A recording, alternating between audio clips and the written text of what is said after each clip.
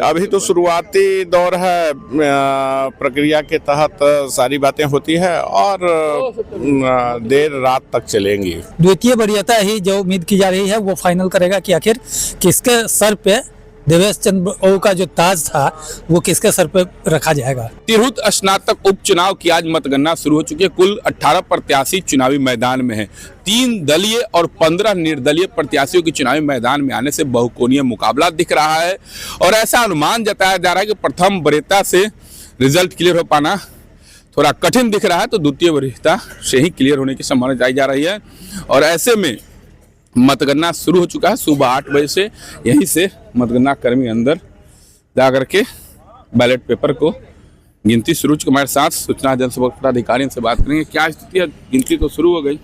बिल्कुल गिनती शुरू हो चुकी है, समय से शुरू हुई है और शांतिपूर्ण रूप से सारी प्रक्रियाएं चल रही है। शुरुआती दौर में सभी मतगणना जो कर्मी हैं अपने अपने स्थान ग्रहण कर चुके हैं और जो निर्वाचन आयोग की प्रक्रिया है, प्रावधान है और दिशा निर्देश है, उसके अनुरूप से सभी कार्य शुरू हो चुके हैं। 20 टेबल बनाए गए हैं मतगणना कक्ष में और सभी कर्मी सुचारू रूप से यह कार्य संपादित कर रहे हैं। सुरक्षा व्यवस्था के रूप में केंद्र पर पर्याप्त संख्या में दंडाधिकारी, पुलिस पदाधिकारी और पुलिस बल की तैनाती की गई है। सभी उपस्थित हैं और शांतिपूर्ण रूप से मतगणना का कार्य संपादित। 20 टेबल पर मतगणना हो रहा है। 20 टेबल पर मतगणना हो रहे हैं। क्या अभी तो शुरुआती? जी, अभी तो शुरुआती दौर है। प्रक्रिया के तहत सारी बातें होती है और देर रात तक चलेंगी।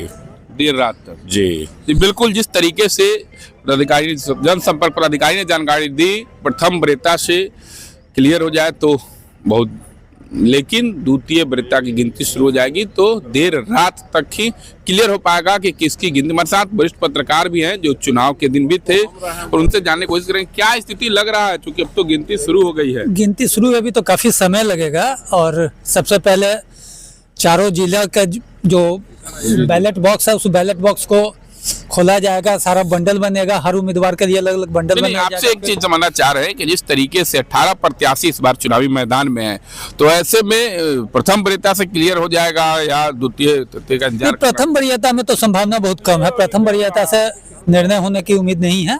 द्वितीय वरीयता ही जो उम्मीद की जा रही है वो फाइनल करेगा कि आखिर किसके सर पे देवेश चंद्र ओऊ का जो ताज था वो किसके सर पे रखा जाएगा। एक चीज तो क्लियर कर देना चाहते हैं कि इस बार कोई न कोई नया प्रत्याशी मतलब तिरहुत स्नातक उपचुनाव का प्रत्याशी होगा। जीत जो भी होगा वो नया चेहरा होगा, क्योंकि पुराना चेहरा कोई भी नहीं है। इसके पहले देवेश चंद्र ठाकुर लगातार कई बार से थे जो सांसद बन गए, इनके सांसद बनने के बाद ये उपचुनाव हो रहा है। वहीं डॉक्टर गौतम विनायक जो जन सुराज के प्रत्याशी हैं, तो उनके पिताजी राम कुमार सिंह कई एक बार वो भी इस क्षेत्र का, तिरहुत स्नातक क्षेत्र का प्रतिनिधित्व कर चुके हैं। तो ऐसे में जितने चेहरे हैं, 3 दलीय की यदि बात करें तो तीनों नया। अभिषेक झा जेडीयू से एनडीए पर समर्थित प्रत्याशी हैं, वहीं गौतम विनायक जन सुराज से हैं और राजद की यदि बात करें तो राजद से गोपी किशन हैं। इनके बाद शिक्षक संघ से जुड़े हुए बंशीधर ब्रजवासी हैं। ऐसे तमाम 18 प्रत्याशी चुनावी मैदान में जो सभी नए हैं इस क्षेत्र के लिए। इस बार जिसे भी ताज चढ़ेगा वो नया होगा। तिरहुत स्नातक उपचुनाव में नया प्रत्याशी जीतेगा, चाहे जो भी जीते। एक चीज और बता देना चाहिए, जिस तरीके से 3 दलीय और 15 निर्दलीय चुनावी मैदान में है तो क्लियर है कि किसके जीत है, किसकी बढ़त है, कहना काफी मुश्किल है। बहुकोणीय मुकाबला दिख रहा है और बहुकोणीय मुकाबला के साथ ही चुनावी परिणाम जो आएंगे उसमें भी कुछ समय लग सकता है। हालांकि गिनती शुरू हो चुकी है, प्रशासनिक पूरी तैयारी है। 4 जिला मुजफ्फरपुर, वैशाली, शिवहर, सीतामढ़ी, चारों जिला के वरीय पदाधिकारी आ चुके हैं। जनसंपर्क पदाधिकारी इसकी मॉनिटरिंग करें, मीडिया को भी जानकारी दे रहे हैं। तो गिनती शुरू हो चुकी तिरहुत स्नातक उपचुनाव का।